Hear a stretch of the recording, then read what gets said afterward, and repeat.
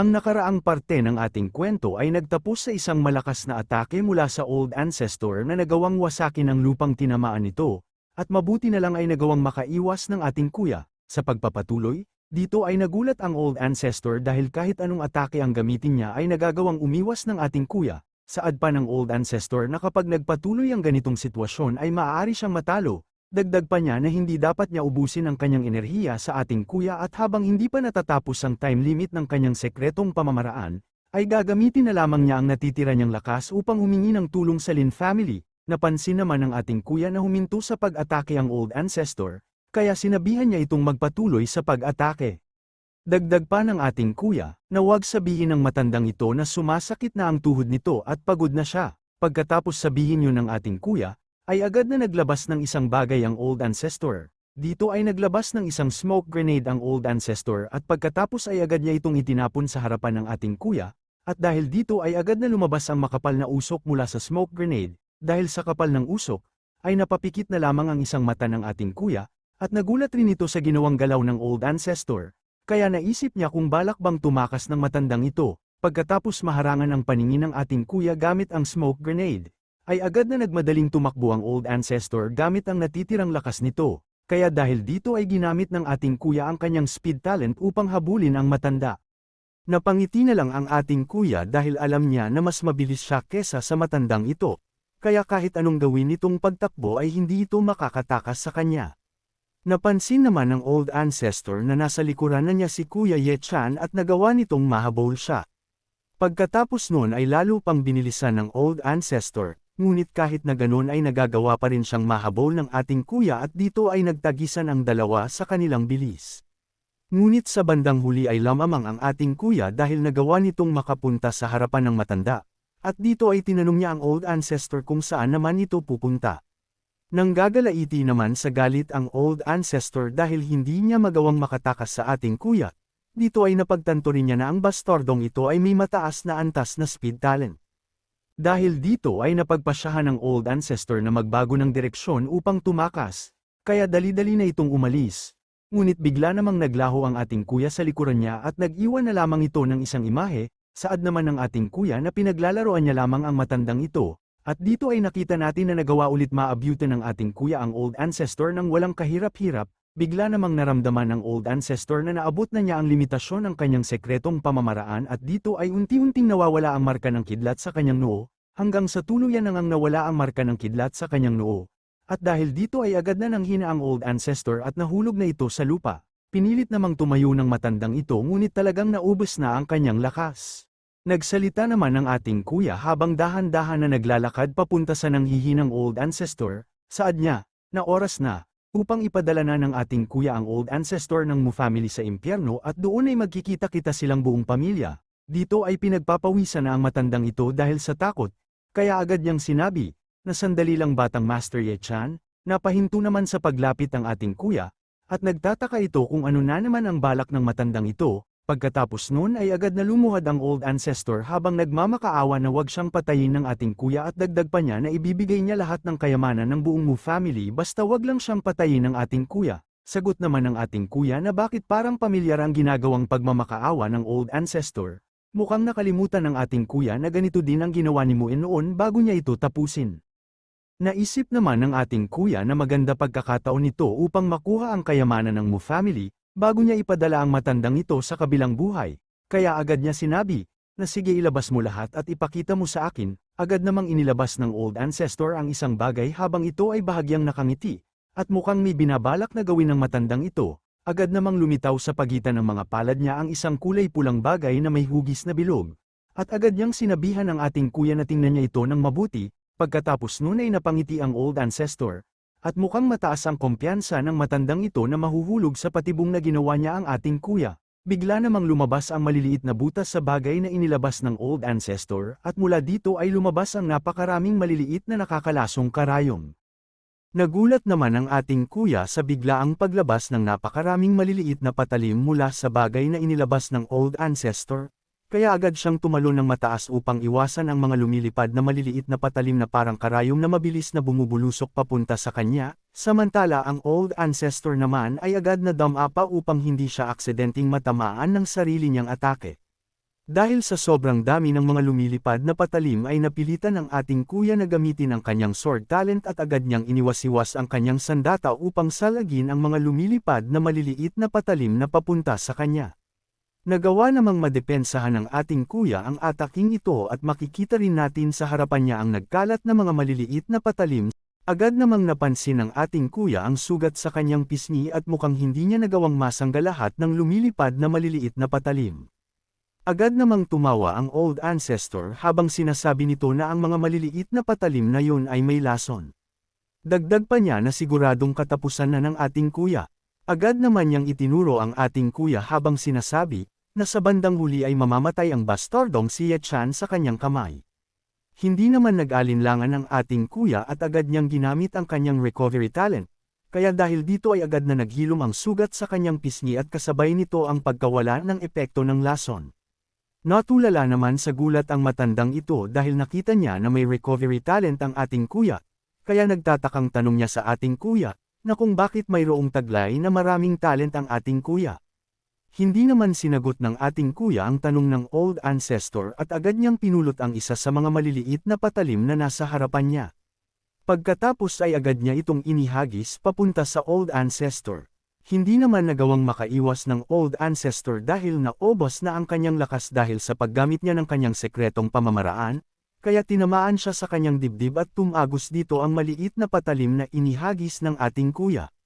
Napasigaw naman ang old ancestor dahil sa sakit na naramdaman nito mula sa pagtagos ng maliit na patalim sa kanyang dibdib at pagkatapos ay nawalan na ito ng buhay. Lumipat naman ang mga pangyayari sa isang lugar kung saan nila itinago si Yeyu upang hindi madamay sa magiging labanan. Dito ay nagbabantay si Kapitan Gale Wolf, nag-aalalang tanong nito na kung bakit wala pa rin si Ye Chan hanggang ngayon at pakiramdam niya na naging isang babysitter daw siya ni Yeyu. Bigla namang may dumating sa likuran ng kapitan at dahil dito ay agad siyang napalingon, habang nagtataka kung sino naman kaya nang dumating.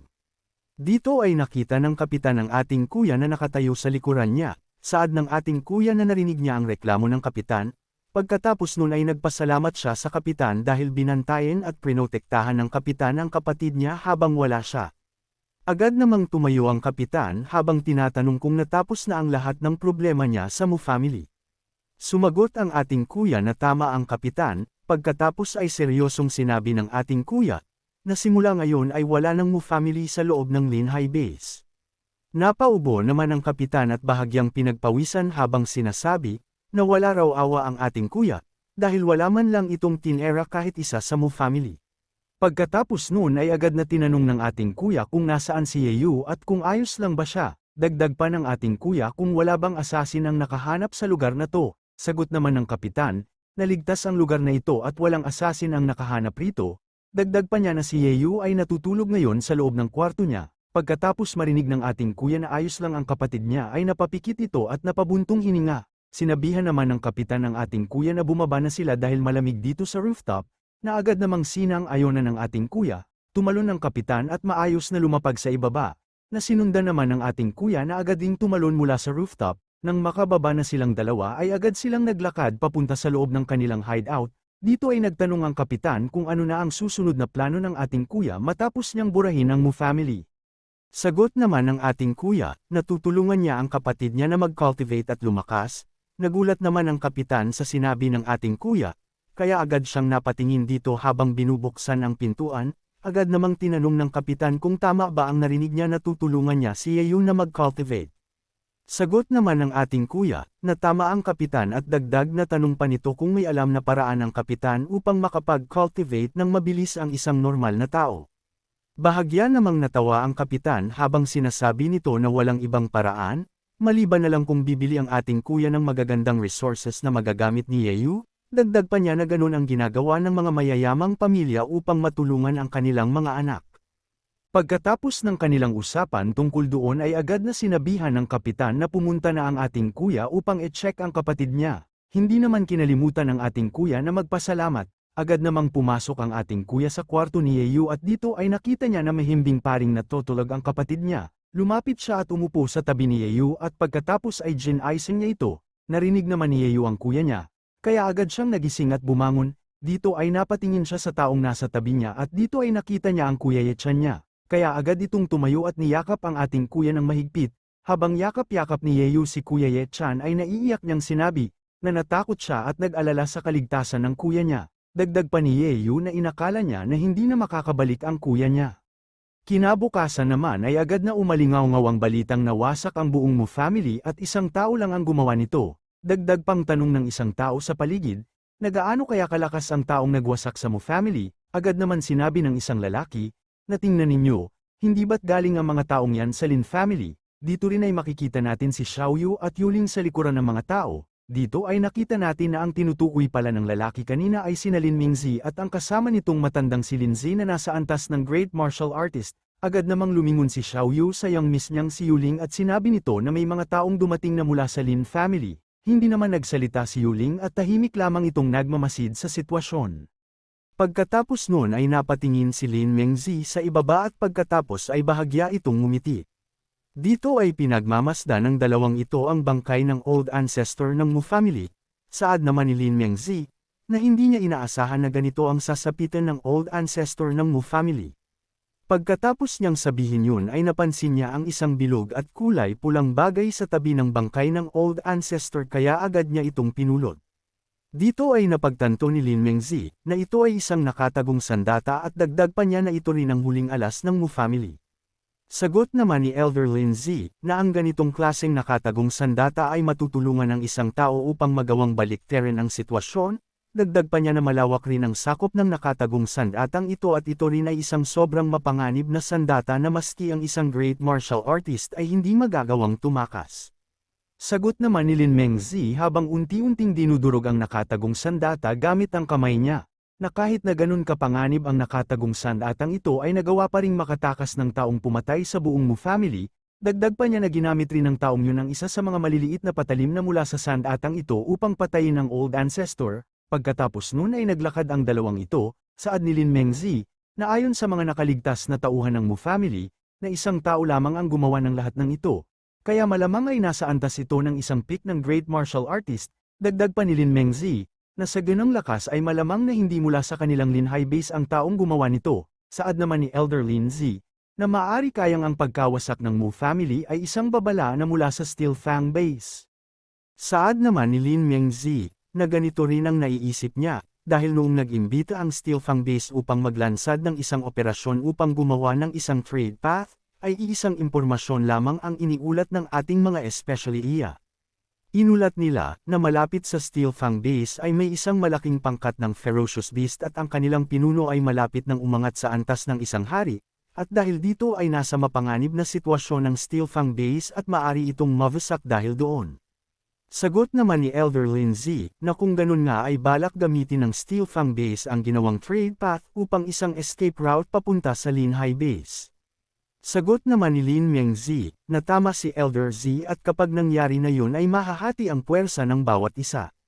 Napahinto naman sa paglalakad si Lin Mingzi at sinabi nito, na ang Lin family ay dapat maging representasyon ng mga matatandang puwersa. Pagkatapos nun ay nagpakita ng nakakatakot na ngiti itong si Lin Mingzi, habang sinasabi na, nagagamitin nila ang plano ng Steel Fang Base, upang maging pabor sa Lin family ang magiging sitwasyon. Pagkatapos ay agad niyang tinanong si Elder Z, na kung alam na ba nito kung ano ang dapat niyang gawin.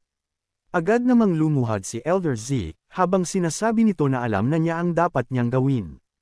Dagdag pa ng Elder na pupunta siya mismo sa bawat pamilya, at aanyayahan silang pumunta upang makibahagi sa resources na naiwan ng Mu family. Pagkatapos noon ay lumipat na ang mga pangyayari sa tirahan ng ating kuya at dito ay ibinuhos ng ating kuya ang laman ng isang lalagyan at mula dito ay nahulog ang iba't ibang mga uri ng potions at dugo ng mga ferocious beast. Dahil dito ay pinagpawisan sa gulat ang kapitan, hindi ito makapaniwala sa dami ng nakuhang resources ng ating kuya. Dagdag pa ng kapitan, na ang ganitong klaseng mga resources ay mas mahal pa sa kanyang mansyon. Saad naman ni Yeyu habang nakaupo, kung nabaliw na ba ang Kuya Ye-chan niya dahil bumili ito ng sobrang dami, kaya agad siyang tumayo at tinuro ang kuya niya. Habang tinatanong kung, binili ba ni Kuya Ye-chan ang lahat ng ito para sa kanya? Dagdag pa ni Yeyu, agad na i-refund ito ng kuya niya, pabirong saad pa niya, na mukhang ginastos ng ating kuya ang perang itinabi niya para sa kasal niya sa hinaharap. Dagdag pa ni Yeyu na huwag magpaloko ang ating kuya sa mga salesman dahil scammer daw ang mga yun. Sagot naman ng ating kuya, na hindi siya na-scam at ang lahat ng mga resources na ito ay totoo at hindi scam. Pagkatapos noon ay agad namang sinubo ng ating kuya ang isang bagay sa bibig ni Yeyu at dahil dito ay napatahimik si Yeyu sa gulat, agad ding sinabi ng ating kuya na lunukin ito ni Yeyu, na agad namang sinunod ni Yeyu at agad na nilunok ang gamot na pinakain sa kanya ng ating kuya. Pagkatapos noon ay agad na lumabas ang kakaibang aura sa katawan ni Yeyu, saad ni Yeyu na sobrang komportable daw ng pakiramdam niya. Dahil sa naging reaksyon ni Yeyu ay napangiti ang ating kuya. Pagkalipas ng ilang araw ay nagpa siya ang ating kuya na muling umalis, saad niya na kailangan niyang pumunta sa Shaochen Forest dahil naroon ang isang bagay na kailangan niya. Saad naman ng kapitan, na kamakailan ay nagpadala ng mga tauhan ng Stilfang Base upang manatili sa Linhai Base dahil sa banta ng mga ferocious beast. Dagdag pa ng kapitan na kahit ang mga ancestors ng ibang pamilya ay hindi makatagal sa lugar na yun. Saad naman ng ating kuya na huwag mag-alala ang kapitan at si Yeyu dahil naging mas malakas na siya at hindi siya mag-aalinlangang tumakas kapag naging delikado na ang sitwasyon. Nalulungkot namang sagot ni Yeyu, nakakabalik pa lang ng kuya niya at ngayon ay aalis na naman siya. Dagdag pa niya na kung maaari ay huwag nang umalis ang kuya Yechan niya. Lumapit naman ang ating kuya kay Yeyu habang sinasabi na huwag itong mag-alala dahil magiging ayos lamang siya. Dagdag pa ni Kuya Yechan, na mag-focus lamang si Yeyu na matutunan ang foundation forging technique at huwag niyang kalimutang gamitin ang mga resources na binigay niya upang mapabilis ang paglakas niya. Pagkatapos nun ay sinabihan ni Yeyu ang ating kuya na mag-ingat sa paglalakbay niya at aantayin siya nito sa kanilang tahanan. Agad namang nilapitan ng ating kuya ang kapitan at hinawakan ng balikat nito at pagkatapos ay sinabihan niya ito na tulungan siya nito na bantayan ang kapatid niya. Sagot naman ng kapitan na huwag mag-alala si Brother Yechan niya dahil paprotektahan niya si Yeyu dahil tinuturing na niya itong nakakabatang kapatid niya. Bigla namang dumaan ang isang nakamotor at sa likuran nito ay mga kulay itim na kotse at sa harapan ng mga sasakyan na ito ay may isang bandila. Napansin naman ito ng kapitan kaya nalaman niya na ang mga taong ito ay mula sa Stilfang Base. Nagtataka naman ang ating kuya dahil sobrang dami ng mga ito na pumunta sa Linhai Base. At ano naman kaya ang balak na gawin ng mga taong dito? Mabilis namang dumaan ang mga ito sa harapan nila Kuya Yechan at dahil sa kabastusan at kay abangan ng mga ito ay nainis ang ating kuya. Kaya agad niyang tinignan ang status window ng lalaking nakamotor at dito ay nalaman natin na ito pala ay si Sun Feng, na may cultivation talent na nasa antas ng medium rank at may sword technique na nasa novice rank.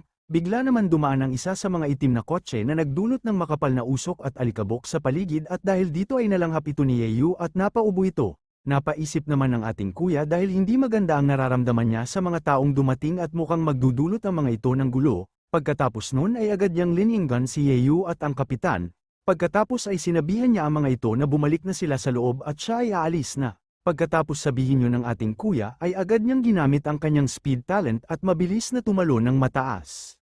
Pagkatapos noon ay lumipat na ang mga pangyayari sa Shaochen Forest, at dito ay dahan-dahan na naglalakad ang ating kuya sa pagitan ng mga patay na puno at makakapal na damo sa paligid. Nagpatuloy naman sa paglalakad ang ating kuya habang nagpapalingon-lingon ito ngunit wala man lang siyang nakitang kahit anong nilalang, ngunit nang tumingin siya sa lupa ay napansin niya ang isang marka ng paa ng isang ferocious beast. Agad naman siyang umupo sa harapan ng marka ng paa ng ferocious beast at napagtanto niya na ang bakas ng paa na ito ay mula sa isang Black Wolf Panther. Bahagya namang napangiti ang ating kuya, saad niya na dapat ay mahanap niya ang Black Wolf Panther na ito upang mapataas niya ang antas ng kanyang speed talent.